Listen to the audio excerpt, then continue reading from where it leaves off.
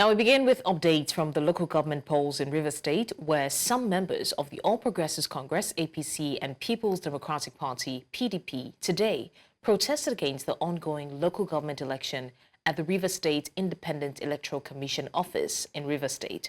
The protesters emphasized that any voting exercises going on in the state is illegal, as this is against the court judgment recently given. Earlier, explosives destroyed buildings and other property at the Tony Okocha-led secretariat of the All Progressives Congress, APC, along Aba Road, Port Harcourt, the Rivers State capital. Now, the gates of the secretariat and the doors were shattered by the explosion, which happened on Saturday morning while the local government election is taking place in the state. Speaking to newsmen, the chairman of the faction of APC in Rivers State, Tony Okocha, narrated how the incident happened. What we are telling Nigerians and the world is that there is no election going on today, properly set. There's no election. Okay? If there were elections, all of these people would have been voting. Can there be election when the court has said that the processes have been issued are fraud? Can this state have an election without PDP, who is the majority party, and APC, which is the opposition party in the states? To tell you that it's a charade, it's just a sham. We are here to express our displeasure concerning the ongoing election. We are not part of the election and we will not be part of it. We just want to let the public know that if you can see the crowd, this shows that elections is not taking place in this state. And there is an existing judgment who says that INEC police should not be part of this October 5th election. And on what ground is the governor conducting the election? That is our message for today. In the meantime, following two explosions that rocked the city of Port Harcourt on Saturday, the Rivers State Police Command has assured residents that measures are being taken to enhance security and ensure the safety of lives and property. The first explosion was reported at the APC Secretariat on Aba Road at approximately around 3 a.m. local time, while the second explosion occurred at the Obio Akpor Council Secretariat around 3:30 a.m. The police public relations officer in the state, SP Grace Iringe Koko, in a statement said, anti-bomb squad has collected samples from both scenes for forensic analysis, and investigations are ongoing to apprehend the perpetrators of these heinous acts. She urged the public to remain vigilant and report any suspicious activities to the authorities. Meanwhile, there have been reports of voting materials being carted away while en route to the polling unit in Kana local government area in the ongoing council election in Rivers State. Now, voting has reportedly been completed in some polling units, with voters describing the process in their areas as peaceful. We also understand that Governor Simialaye Fubara was allegedly absent from his polling unit at Ward 5, Unit 8, Opobo Nkoro local government area during the ongoing local government election across the 23 local government areas. Started this morning, we have been casting our votes. We have a total of 12 units in this entire ward, and all the units has voters presently now voting. This is Unit 8, Ward 5, the governor's unit. You can see people are here, voters are here voting. They were on the queue before now until the downpour came. They had to come to the corner. But so far so good. The process has been very peaceful. Election is taking place in this ward, simultaneously in the various units, and we're having an hitch-free electoral process here. Just a few minutes ago, I got a sad information that one ward, as they were moving their materials to their ward, that they were waylaid on the way and the materials were carted away. We've taken note of that. That invariably means that we might not be able to account for whatever that will come up from that ward, because this exercise is supposed to be free. It's supposed to be one without any form of intimidation, and we have been experiencing that sadly Sometimes you can't determine exactly how human beings behave. Normally in every election, there's first that people will be dragging, trying to cut away materials. We have had 1 or 2 ballot boxes being snatched here and there, but now we're in a digital era. So snatching of ballot papers or ballot box or vandalizing vehicles that carried electoral materials and all that, it's neither here nor there. I know that at the end of the election, the long arm of the law will cut up with those culprits or whoever is found to be that perpetrated such acts of violence. But that is very minute as compared to what we used to hear. Our correspondent, Ni Omoni, joins us now from River State to give us more update. Hello, Ni. It's nice speaking with you again. Where are you currently and what's the latest since we last spoke?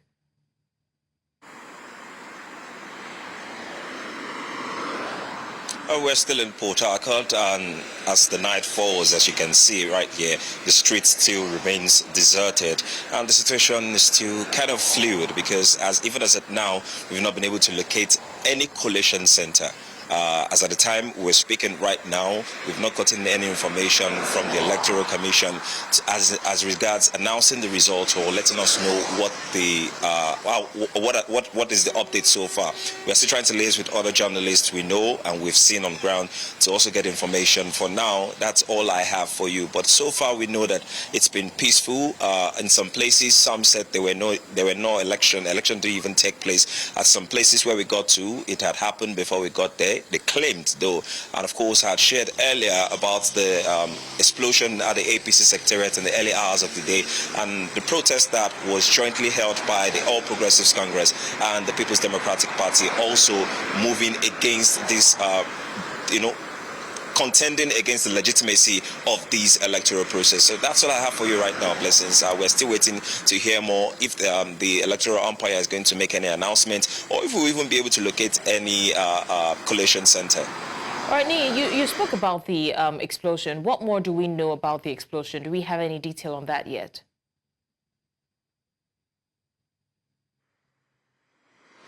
Yes, we spoke with the APC state chairman earlier, and he mentioned that there was an explosion in the early hours of the day around 3 a.m.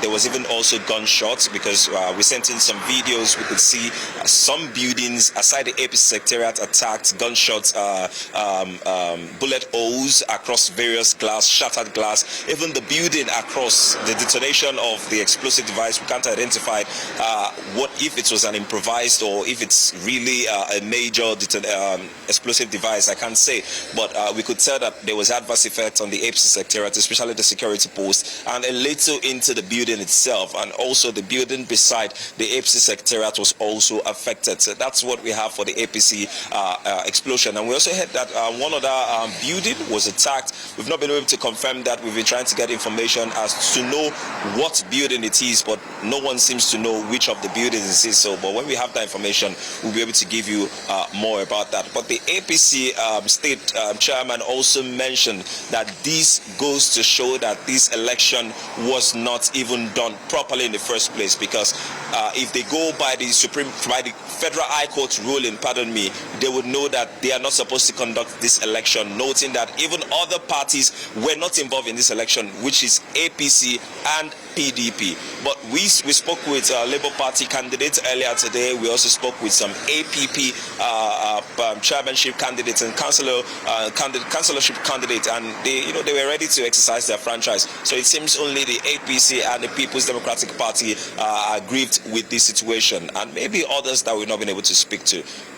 All right, Ni, also, we see the way things are going currently in the state. Is there a likelihood of announcement or result today at all?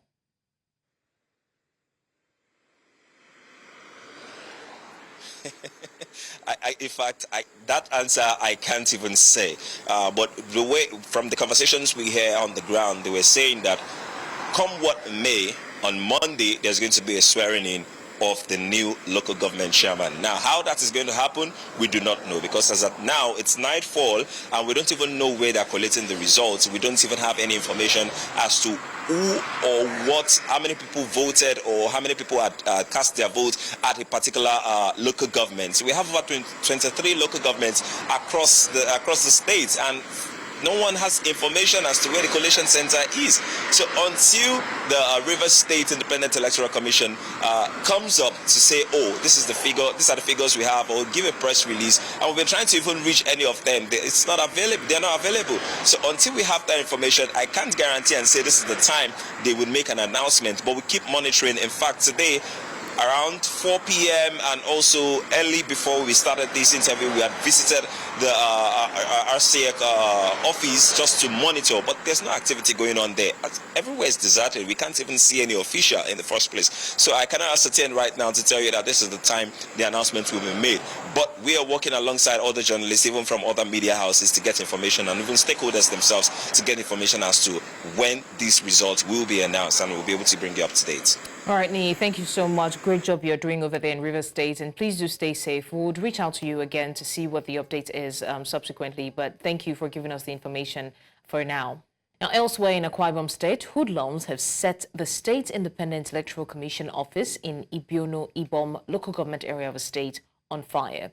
Confirming the incident to newsmen in Uyo, the State Police Public Relations Officer, ASP Timfon John, revealed that hoodlums orchestrated the fire, but the electoral materials remained untouched and the election continued as scheduled.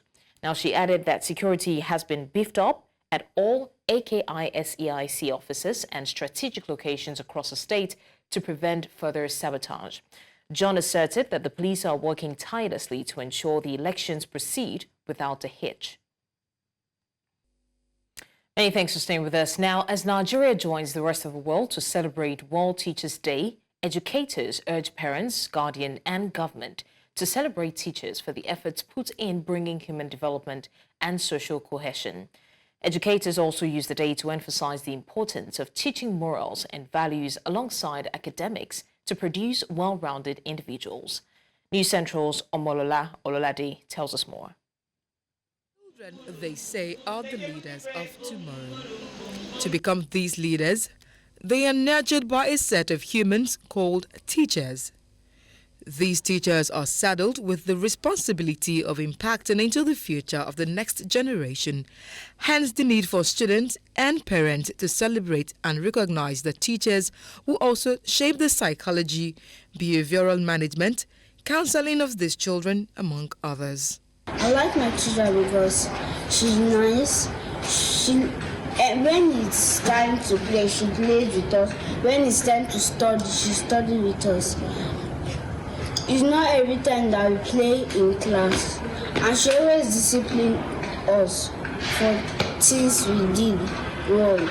I like my teacher because when I don't understand a question, she always explains and she doesn't beat people. While teachers put in a lot of work in impacting knowledge and virtues into their students, some Nigerian teachers believe they are not well celebrated, especially when compared to teachers in other climes. It feels good to be celebrated as a teacher tomorrow, but teachers are not well celebrated in Nigeria because they are not valued compared to other professions.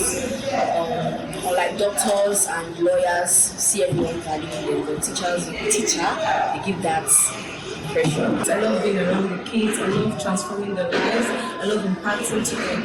And the challenges I have with them is class management. Basically, as a teacher, for starting a lesson, an activity in the class, you know how to manage the class, how to bring the children together, how to pick out the materials to use to teach, and that's part of the class management. In spite of the challenges, some of these teachers express their excitement in facilitating understanding to young learners.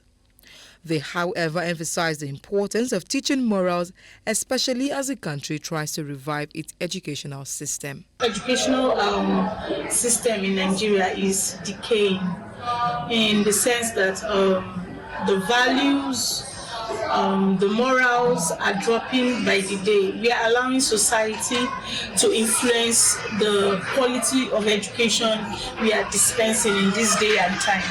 For example, exam malpractice has become a norm. Contrary to the popular saying that the teacher's reward is in heaven, many teachers believe they should be well compensated for the job they do, as this will encourage them to do more and in turn contribute to the country's quality of education. In Lagos for News Central, I am Omolola Ololade. Happy Teachers Day. Away from that now, Zamfara State Governor Dauda Lawal has paid 9 billion naira in gratuities owed to Zamfara workers since 2011. Now, the governor approved the commencement of the payment of the backlog of gratuities earlier in February.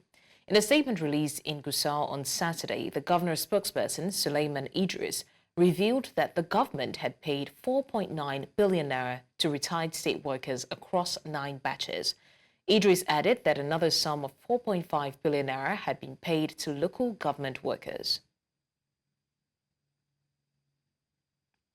As the world continues to face growing environmental challenges, the importance of youth in promoting sustainability is becoming increasingly clear.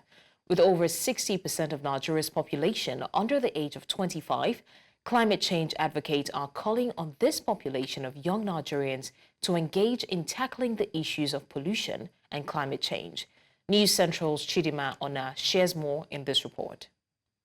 Nigeria is on the edge, with severe unsustainable practices heightening its vulnerability to climate impacts.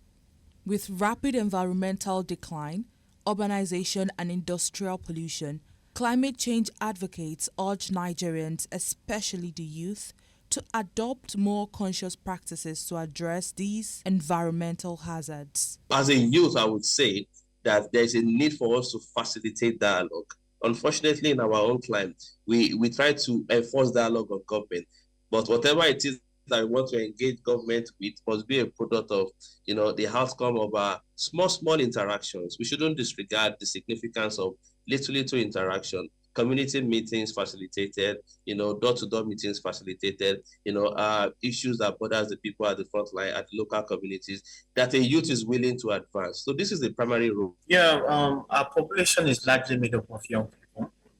So targeting environmental awareness campaigns towards young people is very, very critical and essential. It's just to say that young people are strong consumers, and the awareness among young people is very, very necessary. More Nigerians believe that beyond grand and far-reaching ideas, environmental sustainability starts from maintaining clean and safe communities. Generally, we do our cleanup virtually every day. But when we come to community cleaning, we do it collectively, not individually. Community cleaning is actually very, very important because they say cleanliness is next to what? To godliness. Community cleanup is everybody's business. And the way we do it in this Lagos especially, we don't get it right because every day we use dirt. We're supposed to dispose them. The government should start creating the awareness first. For instance, like our youth, they pass through school. They went into youth service and all that. Government should use them to be creating awareness of keeping our environment and anywhere we see ourselves clean. From that, if they started from the youth that pass out from school, and even the ones in primary school, even in secondary school, they should be teaching them what cleanliness should do in the life of everyone. It will help us eliminate sickness and disease. In the face of its environmental challenges, the strategic importance of harnessing the strength and numbers of the youth to spearhead the movement towards a sustainable future cannot be overemphasized. In Lagos for News Central, Chidima Ona. Now, floods caused by heavy downpour have wreaked extensive damage at the University of Ibadan, destroying essential materials and property valued at millions of naira. The floods submerged several hostels, with Our Hall being the worst affected, where 16 rooms were completely inundated. Students' belongings, foodstuff, and documents were reportedly destroyed as the floodwaters took over rooms, toilets, kitchens, and entrances. The university community has been significantly impacted, and the full extent of the damage is still being assessed. Now, still speaking on the commemoration of the World Teachers' Day, we will now be joined by Ngovu Change Leader Paul Sukomi, who would help us discuss the relevance of this day. Thank you so much, Paul Sukomi, for joining us. Thank you very much. Good evening. It's an absolute pleasure. Good evening to you too. Now, Paul, Nigeria, as we know, is 64 years old. What are your thoughts on the level of teacher training in the country, and what can be done to improve it from where we are currently? Okay, first and foremost, I would like to appreciate the host and the audience for bringing me up for this great occasion. To your question, Nigeria is 64 years old, and as a teacher as well, of course, the level of teacher training, I would have to be sincere, is below what we expect, because these same teachers do things, they try to give their mind, their heart to ensure that they train future leaders, the leaders of tomorrow. So at the moment, I can say with all confidence that the level of training is very low. It's very low, and it's telling on the general results of the school. I mean, the students now. So that's just probably one of the first things we should note. Okay, let's talk about science education in Nigeria. Can you help us understand its importance to the development of the country? And I'm not talking theoretical science education, I'm talking including practical. Of course, thank you very much for the question. There is a quote by Richard Feynman that says, the first principle is that you must not fool yourself, and you are the easiest to fool. What does this imply? This implies that when we talk about science, moving away from theories, what you do, the hands-on experience, goes a long way in fostering a relationship, that is, in making you understand what you have learned in the class. And so when we talk about science education now, it talks about incorporating the technology aspect, it talks about innovative idea, and then talking about what you've learned in the theoretical aspect, being able to bring it down into the laboratory and being able to practice it, because at the end of the day, when you do things like this, you are going to get more knowledge, you get a deeper insight. And so science education, so to speak, talks about incorporating all other spheres of life,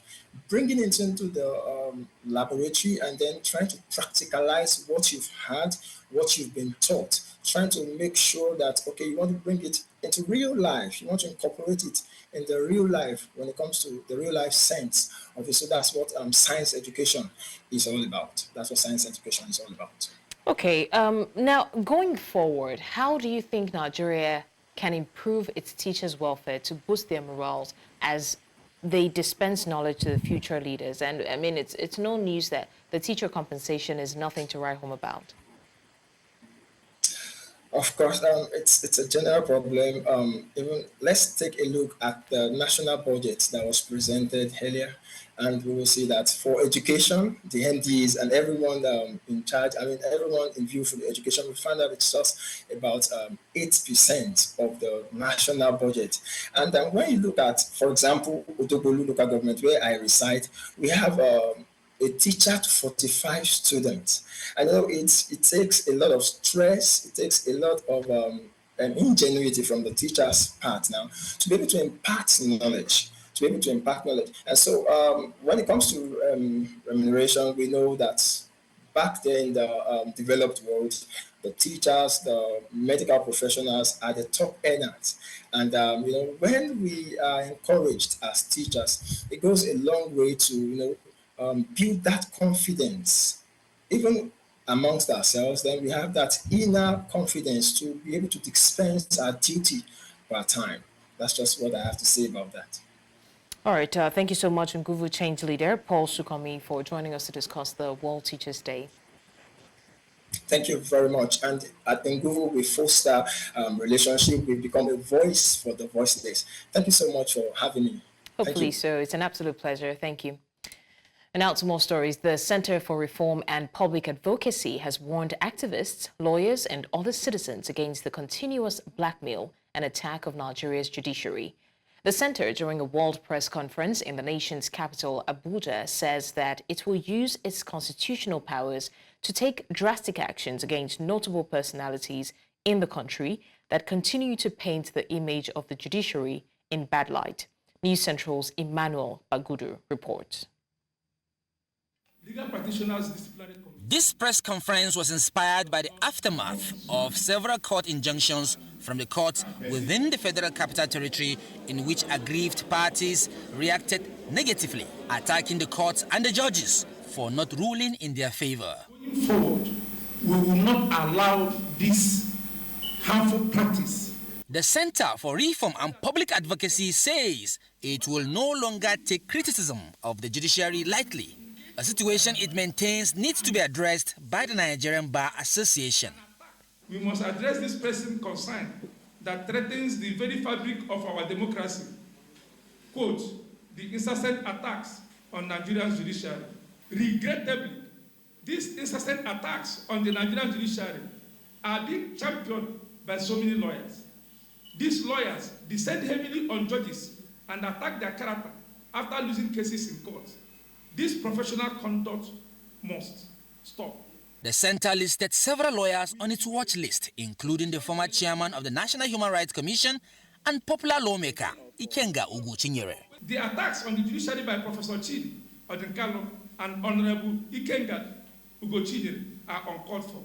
They should desist from it, as they are not only unprofessional but also criminal. Decency and decorum must not be thrown to the wind under the guise of fighting for clients. I just want to tell Honorable Ikenga Ugochinyere to stop attacking Nigeria judiciary on social media. We are all social media crowds. You should stop it. You can't be blaming judges because you lose cases in court. He's a lawyer, and I expected more from him. Some of them accused the governor of Rivers State, Simi Fubara, saying his continuous disobedience to court orders has become a cause for concern. As far as I'm concerned, the court judgment or order are meant to be obeyed by anybody. Going against what the court has pronounced and had equally gone ahead to ban the police and other security agencies for providing security for members of RISEC, that's Rivers State Independent Electoral Commission. I think the governor is what I would term executive recklessness. He will not have gone ahead to conduct the election. He should wait until the outcome of the judgment before he can be able to proceed with the conduct of the local government election. The center took time to urge lawyers and litigants to follow established channels, saying they have a right to petition the National Judicial Council against suspected cases of judicial misconduct. In Abuja, for News Central, I am Emmanuel Bagudu.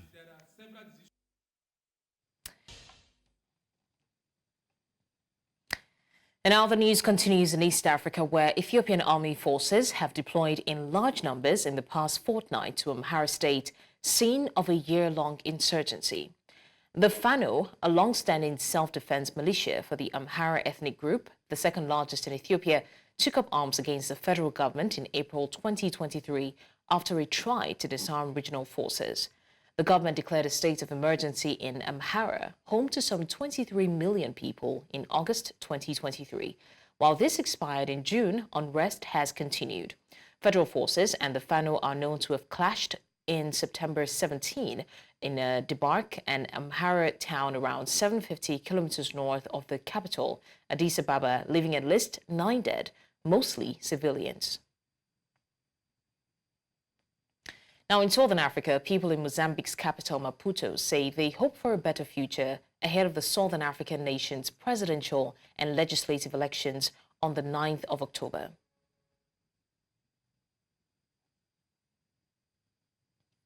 Alguns partidos de oposição, enquanto o partido no poder, ela vislumbra de tudo que é do Rovuma ao Maputo. Só para escolher o nosso presidente, que é o Chavo. Mas, nós sabemos que ele é de fazer para nós amanhã, mas o meu futuro é que ele faz, não sei o quê, nos deu um emprego, nos deu uma escola, tem a pessoa que está a sofrer, que compra as carteiras, Eu estou a ver, estou aqui, estou a pandar, não tenho um emprego fixo. Mas eu quero que ele faça de nós da manhã, que é o nosso futuro da manhã. 49 anos de independência, o país continua, digamos, do mesmo jeito. Então, com essa campanha, espero que venham coisas boas, coisas melhoradas.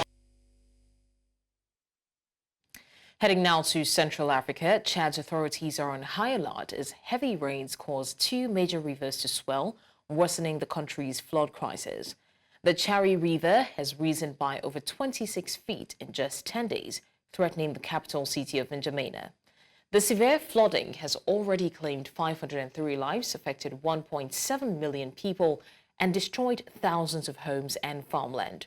The United Nations has warned of the devastating impact of climate change in the region, calling for immediate action and funding.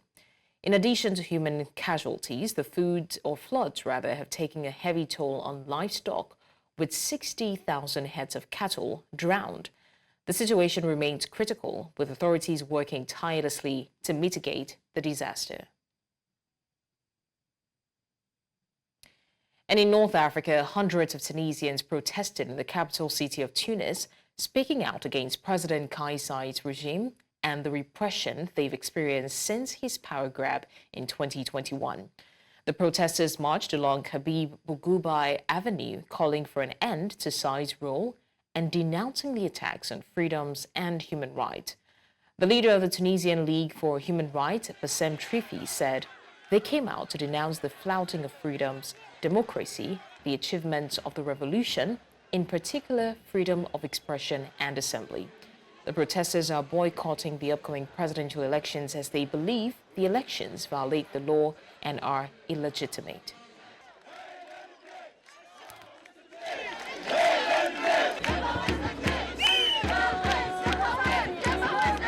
والشارع مش باش يسكت راهو لا خاطر لا سكت قبل 6 اكتوبر ولا باش يسكت بعدها مهما كانت النتيجه باش نكونوا ديما في الشارع وديما رافضين تجاوز القانون حتى مواطن ومواطنه ماهي ممنه بحقوقها ومتمسكه بحريتها ماهي باش ترضى باللي قاعد صاير باش نقعدوا ديما سايرين وسايرات ضد الظلم والاستبداد وضد العبث. عندنا كان الشارع نجموا نوصلوا منه صوته باش نقولوا ان المجتمع المدني ومكونات الشبكه هي صمام الامان لهذه الديمقراطيه التي سنشهد على قبرها قريبا، ولكن نحب نقولوا اللي احنا رانا موجودين الشارع حد ما ينجم يمنعنا منه ونمارسوا حقوقنا وحرياتنا في الشارع باش نعبروا على عدم شرعيه هذه الانتخابات. Thousands have taken to the streets in London, United Kingdom, in support of Palestinians as the war in Gaza enters its 12th month. Hamas' October 7 attack on Israel resulted in the deaths of 1,205 people, mostly civilians, based on Israeli official figures that include hostages killed in captivity. According to figures from the Hamas-run territory's health ministry, Israel's retaliatory military offensive has killed at least 41,825, majority of them civilians. The toll includes 23 deaths in the previous 24 hours, which said 96,910 people have been wounded in the Gaza Strip since the war began. Republican presidential candidate Donald Trump has called for Israel to strike Iran's nuclear facilities in response to recent missile attacks. Speaking at a campaign event in North Carolina, Trump criticized President Joe Biden for opposing such strikes. Biden had previously stated he would not support military action against Iranian nuclear sites, despite nearly 200 missiles being fired at Israel. Trump contends that Iran's nuclear program presents a significant threat and argues that Biden is wrong to rule out a military response. The comments come amid escalating tensions between Iran and Israel. Very fast, and we could end up in World War III before we get there. The way it's going right now, look at Russia with Ukraine, that's a disaster. Look at the Middle East, it's exploding all over the place. And we have people that, look, we have a president that spends most of his time on the beach sleeping. I love it. I mean, I love it. How can you not? I love it. We're going to have it. One of the things I say, we're going to have an Iron Dome. Why shouldn't we have an Iron Dome? And you see how effective. So the other day, 287 big missiles, ballistic missiles, were shot into Israel. Every single one of them was taken down. Well, why shouldn't we have that? And it's all going to be made in the United States. You know, it was our technology. It's all going to be made in the U.S. Iran's Foreign Minister Abbas Araghchi has called for an urgent ceasefire in Lebanon and Gaza during his visit to Syria. This visit marks his first since taking office in August and comes at a crucial time, nearly a year after the start of a Gaza war between Israel and Hamas. Araghchi's statement emphasizes the importance of finding a peaceful resolution to the ongoing conflict. مهمترین بحث روز الان بحث آتش بس هست در لبنان به ویژه و در غزه. ابتکاراتی در این زمینه وجود داره، رایزنی‌های صورت گرفته. به هر حال تلاش‌های ما ادامه داره. امیدوار هستیم که بتونیم با دوستانمون در دمشق به یک تفاهم بیشتری برسیم برای گام‌های بعدی. بحث‌های دو جانبه ما خیلی بحث‌های گسترده‌ای هست. ما در زمینه‌های مختلف اقتصادی و سیاسی و فرهنگی ارتباطات خوبی رو داریم با سوریه که طبیعی است یک مروری بر اونها خواهد شد و تلاش می‌کنیم که موانع موجود رو برطرف کنیم، زمینه‌های جدید رو پیدا بکنیم انشالله و این روابط رو بهتر از گذشته ادامه بدیم.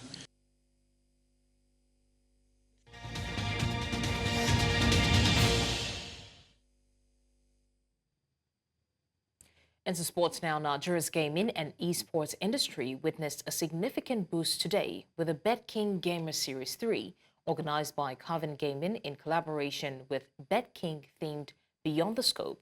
The event, which took place at Landmark Event Center, brought together 137 gamers, all competing for a 1.5 million naira prize pool. The gamers competed in a round-robin format in the preliminaries in order to qualify for the knockout stage. Now, gamers did battle in popular games like Call of Duty and Fortnite. Organizers and participants emphasized the critical role such tournaments play in advancing the Nigerian gaming industry and creating more opportunities for gamers across the country.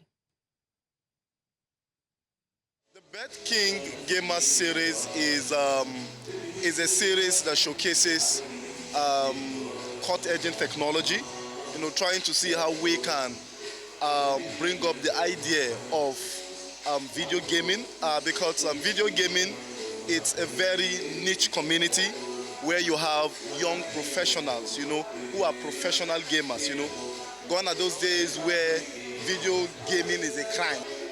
For us, this is a huge part of our CSR. I can tell you for free that when it comes to CSR, BetKing is one of the leading organizations out there, who do a lot of CSR. So BetKing Gamer Series is a collaboration between BetKing and Gamer and Carvin, the gaming lounge, to bring something to the gamers, sponsored obviously by BetKing.